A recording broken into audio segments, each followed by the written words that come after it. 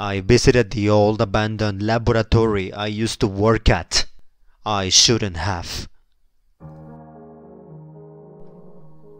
I shouldn't have done that. I should not have done that. I shouldn't have done that. I should not have done that. I shouldn't have done that. I should not have done that.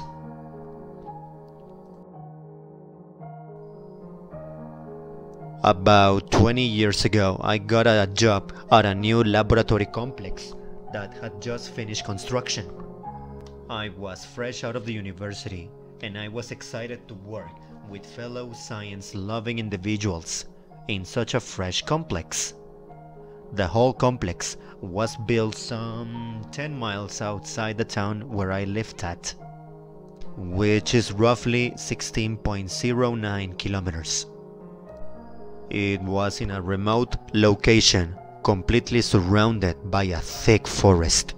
It was built above a small coal mine, which was shut down after the mining company went bankrupt. The moment I set foot into the complex, I felt uneasy about the place. At first, I shrugged it off as strange butterflies of excitement, but even after months of working there, it never went away. The company in charge of the complex was shady in the best meaning of the word. The first month, I mostly worked in and near the reception desk, dealing with paperwork of arriving shipments of scientific equipment and raw materials. I was told that this was done in order to make sure I'm trustworthy, so to speak. Some would have quit after a week or two, but I was assured that soon enough they would come to a verdict and I would be able to use my knowledge to advance science. One early morning, a shipment came that wasn't in the schedule. My boss just told me not to worry as the schedule might be incorrect, and he told me to have the crates taken to wing number 4. While I waited for the facility's transport truck to come around, I started to wonder what the crates had in them, since the logistics schedule usually lists the contents. Normally, the large metal crates contain refrigerated goods such as plant samples, so I figured that there was no harm in checking. I barely got a peek into the crate when my boss walked in and fired me on the spot. He refused to tell me why I was fired, since we are usually allowed to check the crates unless instructed otherwise. I walked home that day sad, but relieved, since I didn't have to be in that unnerving place ever again. In the following 20 years, I got a new job on the other side of the country. I got married and I had kids. I had almost forgotten that this particular old complex existed. I forgot for good. And this wouldn't have been in my mind if I hadn't driven past the gravel road leading up to the complex while visiting some old friends at the old town. This prompted me to look up the complex on the internet. It turned out that about 6 years after I departed, the company in charge got under fire for not following safety guidelines.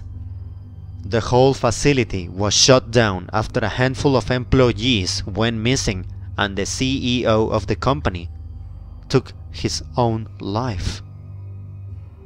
Being adventurous, I rang my friends and I asked if they wanted to go and explore the complex. Out of the 6 of us, 2 immediately declined as they had heard stories of weird stuff going on in the complex and they didn't like the thought of going missing. Looking back to that moment, I was stupid. Very, very stupid. I fell right into the horror movie trope of exploring the creepy location even when there was concrete evidence that something just wasn't right over there. I suppose I thought that fate would protect the fools like me. Damn, I'm a fool! Damn, I'm a fool. So, it was the four of us. Me, Jonathan, Michael, and Brent. We met at Brent's house to prepare us. You know, to get ready. Because a section of the complex was now underwater, Jonathan brought 2 sets of scuba gear. Since I am the same length as he is, it was decided that I would get the second set in case we want to explore the underwater section. We also packed headlamps and handheld flashlights for everyone, plus some heavy-duty walkie-talkies in case we got separated.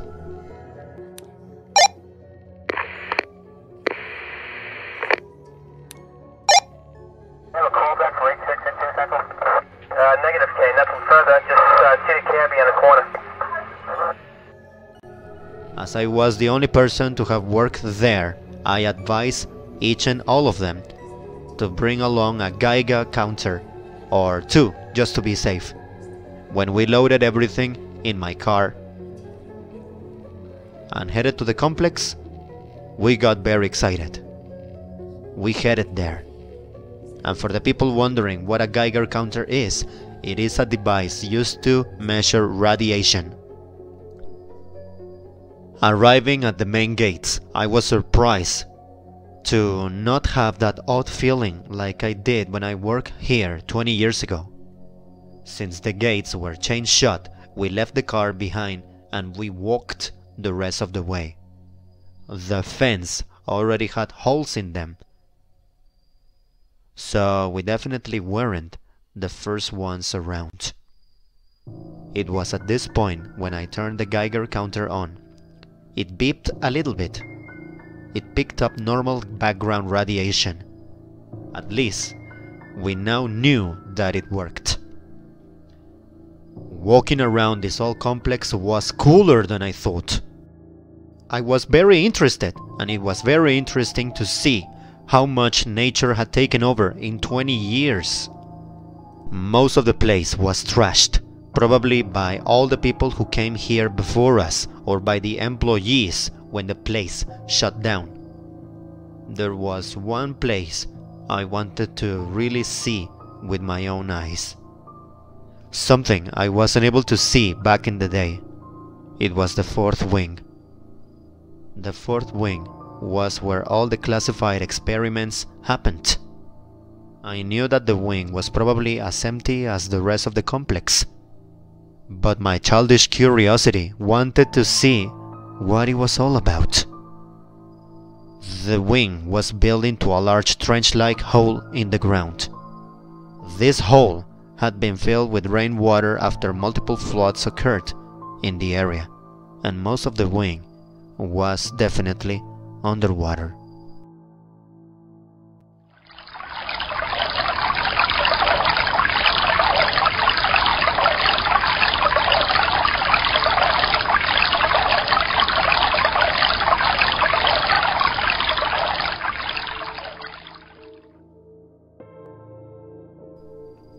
Jonathan and I went back to the car and we got ourselves into our scuba gear while Brent and Michael stayed behind to look for a good entrance into the fourth wing.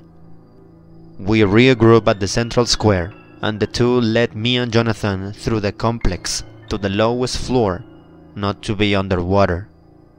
There was a stairwell leading down which was almost completely full of water besides a small section at the very top. Jonathan and I checked the tanks and then hopped in. The water was cold, so we swam fast to get some warmth into our bodies. We soon reached the bottom of the stairwell. Our plan was to start from the bottom and go upward, floor by floor, swimming together to make sure we don't lose each other. Most of everything was damaged beyond recognition by the water. If there were any documents here, they are definitely gone by now. We eventually reached the large cargo elevator. For the heck of it, I tried to pull open the doors. They moved slightly. Jonathan realized what I tried to do and came to help. We got the doors open enough to get through and noticed that the elevator shaft goes down a lot further than it should. There was at least 3 more floors down there. Jonathan gestured me if we should head down. I was hesitant at first, but we went anyways. I was mostly worried about the water pressure more than anything, but Jonathan was an experienced diver, so I figured that he knew what we were capable of doing. I gestured him to lead the way, and I followed him. We went all the way to the bottom and pried the door open.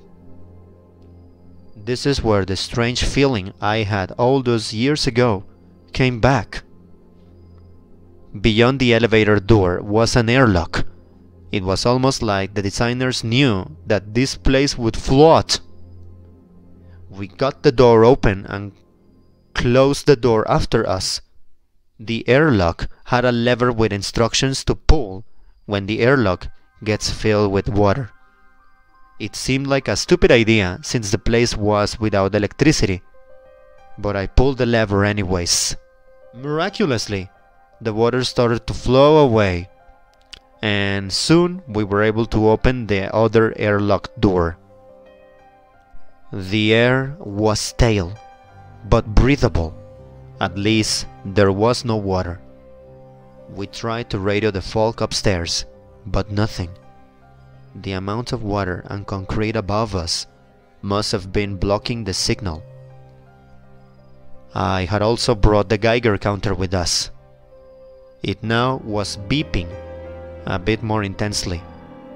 Nothing that could harm us, but definitely higher than the average background radiation. Along the wall was written Tauris Complex, Wing 4, Section 31. Jonathan and I started exploring the nearby rooms. So, I did too. I quickly found a large library of files. All of the filing cabinets were for one single project. Some projects even had a second cabinet. I picked the one closest to me and I opened it. The tag on the cabinet simply said Project Skygate. That's Skygate, S-K-Y-G-A-T-E, Skygate. They were trying to build a small-scale particle accelerators to then use to teleport physical matter from one point to another. It mostly seemed like theoretical work though. The second cabinet read Project Greywoolener, Greywoolener, G-R-A-Y-W-O-O-L-E-N-E-R, Greywoolener. The head of the project was the company's CEO himself. It seemed like they tried to do generic experiments on living beings, at first starting with rats, but soon testing on sheep and eventually on human volunteers. At this point I was interrupted by Jonathan. He asked me to follow him and keep an eye on the rats per minute as we were going along. I took the file I was reading with me and I followed Jonathan. The rats increased as we were walking. We eventually got to a large door made of steel and concrete. The text on it was scuffed beyond recognition, but there was something I clearly could read. A black trefoil with a yellow ring. The radiation warning symbol! Hesitantly, we opened the heavy door and we found ourselves above a compact nuclear fission reactor. It was nothing massive, but definitely powerful enough to power the entire wing. We agreed that we should probably leave it alone. There's no way of telling how much damage the reactor had taken in the past 2 decades. We left the reactor chamber and we closed the door. Jonathan went to look around a bit more while I went to look if any of the lights worked, as we hadn't really checked them before. I returned to the library and I tried the light switch. It worked! I found a desk and a chair in the corner, so I sat down and I radioed Jonathan to let him know my whereabouts. That's what I heard in response. "Oh, I hear you, Patrick. I just found some cages. One of them seems to be smashed too."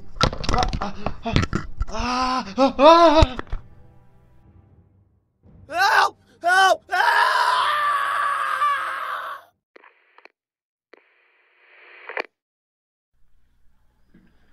Beep! Jonathan? Jonathan? Huh? Jonathan? Jonathan! I screamed into the walkie-talkie. I got no response. My fight or flight sense triggered. I started panicking. I jumped up from the chair and I bolted across the corridor into a storage, looking for something to defend myself from whatever just attacked Jonathan. I found a large hydraulic piston. I tested the weight and then started to sneak around the corridors. I had no idea what I should do besides look for Jonathan. I probably should have ran to the airlock and escaped, but it felt wrong to leave him behind. I had reached the point where we split up when I heard footsteps. Loud and slow footsteps, echoing through the corridor.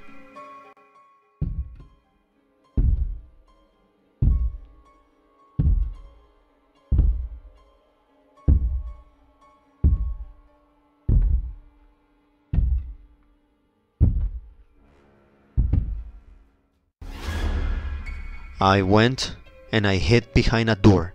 It could have been Jonathan, or it could have been the thing that attacked him.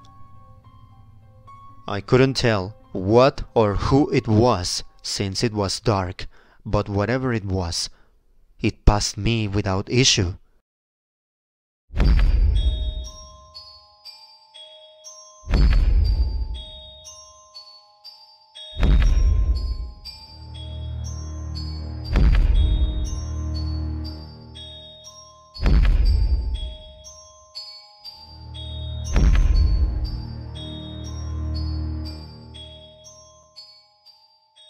As soon as I heard it take a corner, I bolted out and I started looking for Jonathan.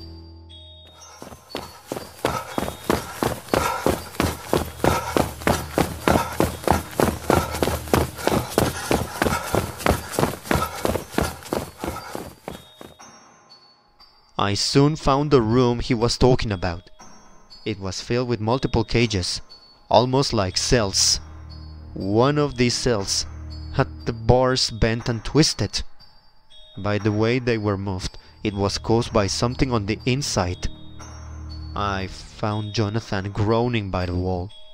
He had hit the concrete wall with his head so hard that he was bleeding. It's human, but not, he said before passing out. I checked his pulse. It was erratic, and he was bleeding badly.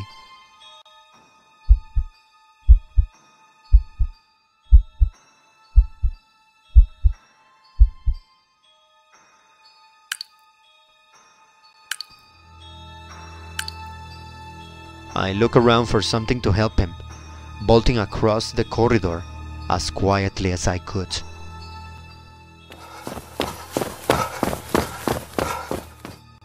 I happened to find some old rolls of bandages and cloth towels. I went back to him. I set the towel on the wound and I secured it by wrapping the bandages around his head. Then I heard the footsteps again. I was forced to leave him right there and hide behind one of the cages.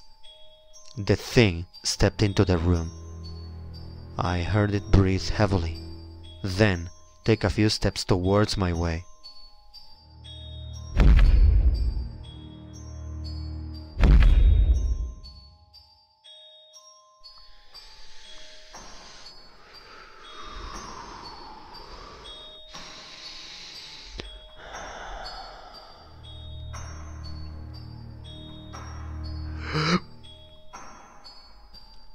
I was holding my breath to make sure I didn't make much noise, but the thing was in the room longer than I could handle. I had to breathe, but quietly.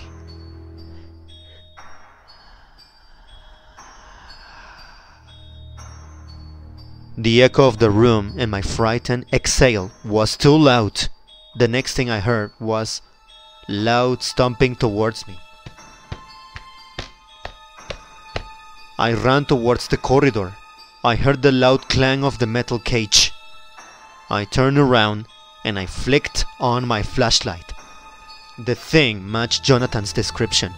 It was human, but not. It was tall, at least 16 feet tall. It was basically 5 meters tall. Its posture was hunched, and its muscle mass was definitely enough to demolish a metal cage. Its eyes were sewed shut. The ears were disproportionately massive.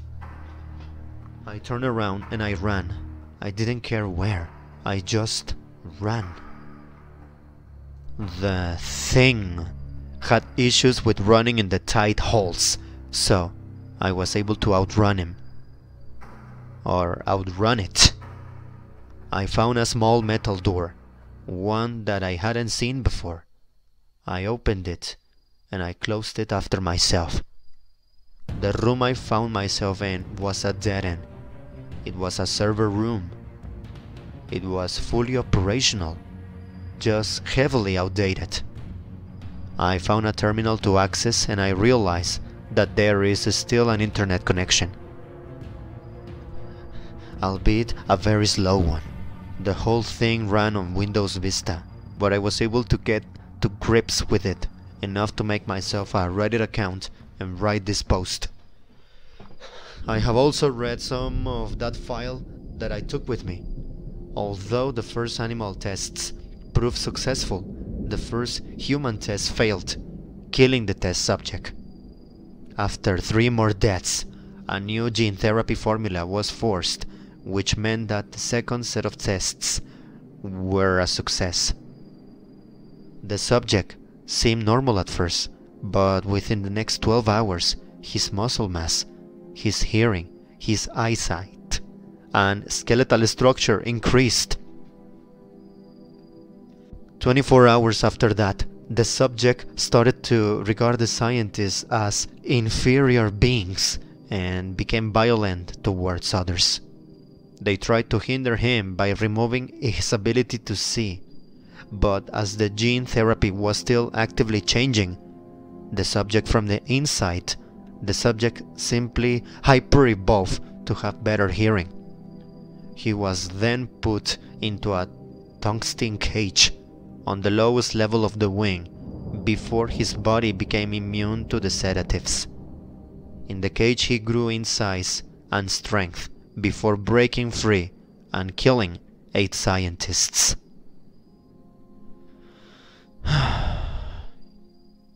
The CEO blamed himself in the report and wrote a line at the bottom of the report. It said the following thing: "To the person reading this, you have either managed to take him down or you are actively hiding from him. If you are doing the latter, I advise you to pray to God for the last time." I have heard a couple of loud slams against the door. It seems to hold him for now. I'll probably die from hunger and thirst, or probably by him. Jonathan is most likely already dead. This isn't a plea for help, and for God's sake, don't come here to save us, or you'll end up with us. I'm writing this mostly to Brent, Michael, and to my family. Keep going without us. You are strong enough, but also remember us. And don't be as dumb like Jonathan and I, because it was our stupidity that got us killed. Signed, Patrick.